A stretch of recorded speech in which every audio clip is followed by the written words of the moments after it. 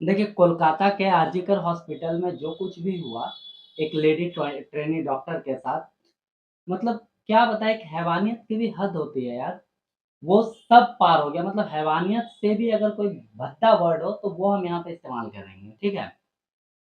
Actually मतलब किस पे भरोसा करेंगे आप? जो आम पब्लिक को सेफ रखते हैं, हम पुलिस का बात कर रहे हैं, और जो मरीज़ को दूसरा ज़िंदगी देते हैं, यहाँ पे हम डॉक्टर का बात कर रहे हैं।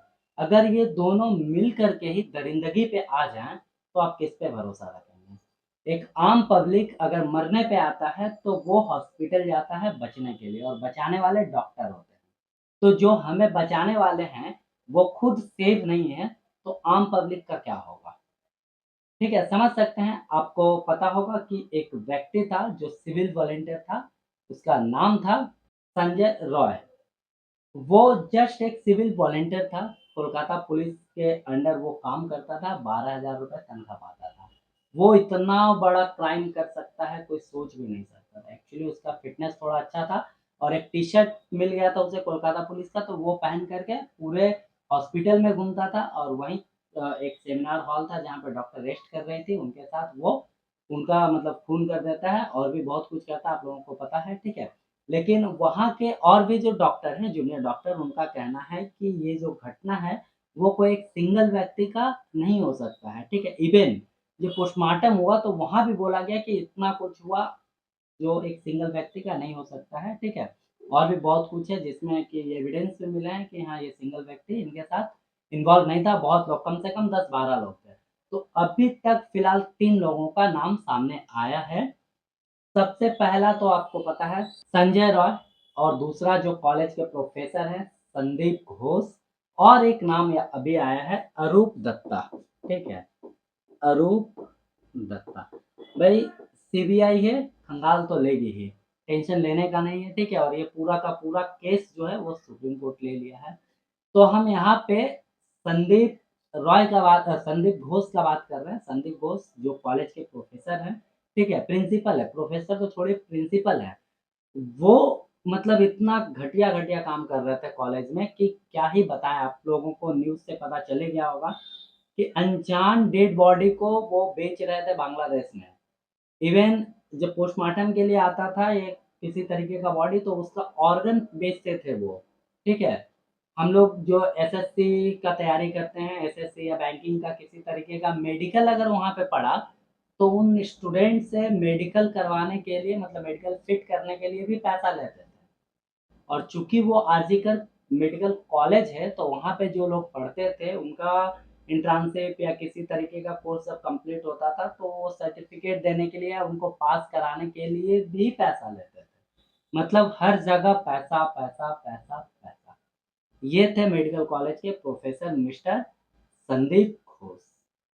अच्छा, अब हम संजय रॉय का बात कर रहे हैं, तो संजय रॉय के बारे में तो आपको बताया ही कि वो सिविल वॉलंटियर थे।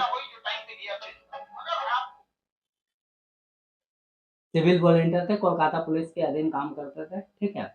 वो जाते हैं वो सेमिनार हॉल में, और जो ट्रेनी डॉक्टर थी उसके साथ उत्पटांग करते हैं, उनका मर्डर करते हैं। फिलहाल तो अभी उन्हीं का नाम है, उसी का नाम है, ठीक है? और उसका जो ईयरफ़ोन था कान का, वो एक गिर जाता है, ठीक है? और उस ईयरफ़ोन के बदौलत जो पुलिस है, वो उसको अरेस्ट करती है कि भई तुम ही ये सारा कांड किए हो, लेकिन इसके पीछे बहुत लोग मिले हुए हैं।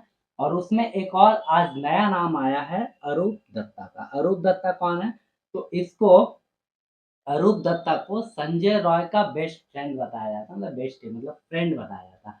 और ये जो अरूप दत्ता है ना, अभी हम आपको बताए थे जो पब्लिक को सेव करते हैं, वही ये सब में मिले हुए हैं। तो अब किसका बात बताएँ? ये एएसआई है, एएसआई इन कोलकाता पुलिस, ठीक है? एएसआई का मतलब वो असिस्टेंट सब इंस्पेक्टर, ठीक है? ये इनका मतलब कि कहने का मतलब, अभी जो हम बता रहे हैं आपको संजय रॉय, ठीक है? ये सिविल वॉलंटियर था।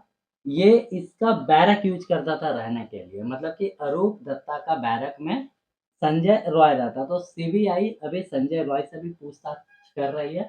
और इसमें सबसे बड़ा और सबसे अच्छा काम हुआ कि जो सुप्रीम कोर्ट है, सुप्रीम कोर्ट खुद इस केस को अपने अधीन ले लिया, मतलब कि अब इसका पूरा जुडिशियरी जो है वो सुप्रीम कोर्ट के अंडर होगा और जाँच-पड़ताल जो कुछ भी है वो तो आपको पता है सीबीआई के अंडर है, सीबीआई कर रहा है यानी दोनों सेंट्रल के अंडर आ गया है, ठीक है? अब यहाँ पे हम आपको बताएँगे कि जो सुप्रीम कोर्ट है एकदम ध्यान से समझिएगा, अब थोड़ा एग्ज़ाम पॉइंट ऑफ व्यू से हम बात कर लेते हैं। इसका ये सारा न्यूज़ तो आपको पता ही होगा, सब सुन ही लिए होंगे, ठीक है? तो सुप्रीम कोर्ट जो है ये पूरा केस को अपने अधीन लिया, इसको बोलते हैं स्वतः संज्ञान। तो किस मामले में स्वतः संज्ञान मतलब कोई भी कोर्ट ले सकता है, हम ये सब कुछ बताएँगे आपको, ठीक है? आर्टिकल 32 के अंडर सुप्रीम कोर्ट और आर्टिकल 226 के अंडर हाई कोर्ट, ठीक है? क्या बताया हम आपको? ध्यान से सुनिएगा। आर्टिकल 32 के अंडर सुप्रीम कोर्ट और आर्टिकल 226 के अंडर हाई कोर्ट, ठीक है? ये जो है किसी भी मामले में स्वतः संज्ञान ले सकता है। एक्चुअली में 32 और 226 के तहत कोर्ट जो है वो रिट जारी करता है ना? वो रिट के अधीन ही ये चीज़ है। आम तौर पर क्या होता है कि हम कोई भी केस को अगर हाई कोर्ट में या सुप्रीम कोर्ट में अपील करते हैं, तो उसी चीज़ को लेकर के वहाँ पे सुनवाई होता है। लेकिन कभी-कभी क्या होता है कि कोर्ट अपने से किसी केस को ले लेता है अपने अधीन और उसके ऊपर सुनवाई करता है। ठीक है? सारे केस में नहीं, कुछ कुछ केस में जो मतलब आम लोगों के लिए फ़ायदे का चीज़ होता है, मतलब कि मतलब समझ रहे हैं कहने का मतलब, ठीक है? जो आम लोगों के लिए बहुत ज़रूरी होता है, ठीक है? जैसे हम आपको बता दें कि सुप्रीम कोर्ट कोविड-19 के टाइम में अपने अधीन में लिया था। उस समय बोला था कि भाई कोविड-19 का जो वैक्सीन है वो या फिर ऑक्सीजन के लिए एक योजना बनाया जाए, एक ऑर्गनाइज़ेशन बनाया जाए, ऐसा करके वो कुछ किया था, ठीक है?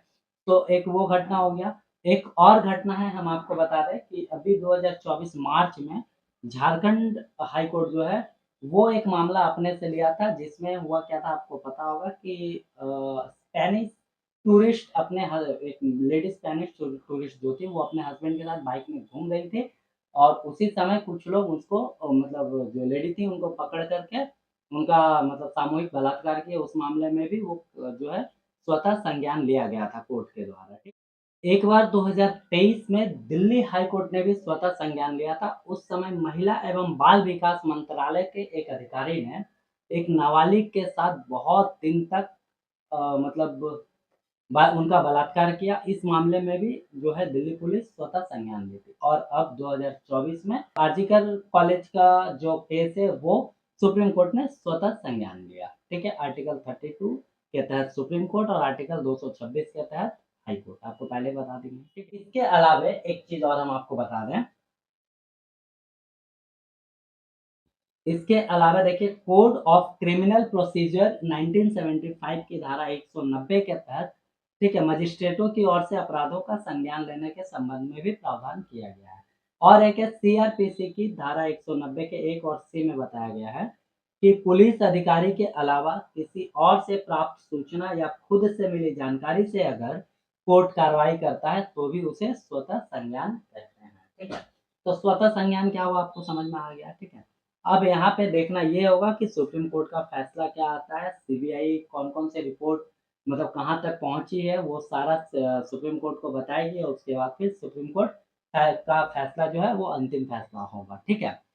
ऐसे घटना से पूरे मतलब हम तो आपको पहले ही बताएँ कि अब किसी के सामने बोलने में भी शर्म आ रहा है कि हम कोलकाता से हैं, ठीक है? ख़ैर जो भी हो और एक चीज़ हम अपने तरफ से पूरे देशवासियों को धन्यवाद करना चाहते हैं, ख़ास करके डॉक्टर और आम पब्लिक को भी कि जो डॉक्टर थी, लेडी डॉक्टर, उनको न्याय दिलाने के लिए आप सब मिल कर के मतलब रैली निकाल रहे हैं, प्रोटेस्ट कर रहे हैं, इसके लिए बहुत-बहुत धन्यवाद, ठीक है? और उम्मीद करते हैं सुप्रीम कोर्ट से कि ऐसा कोई फैसला आए जिससे कि फ्यूचर में कोई भी व्यक्ति ऐसा कुछ करने से पहले हज़ार बार नहीं लाख बार सोचे, ठीक है? जो भी हो, देखा जाए अब क्या होता है। चलिए आते हैं अपने टॉपिक पे।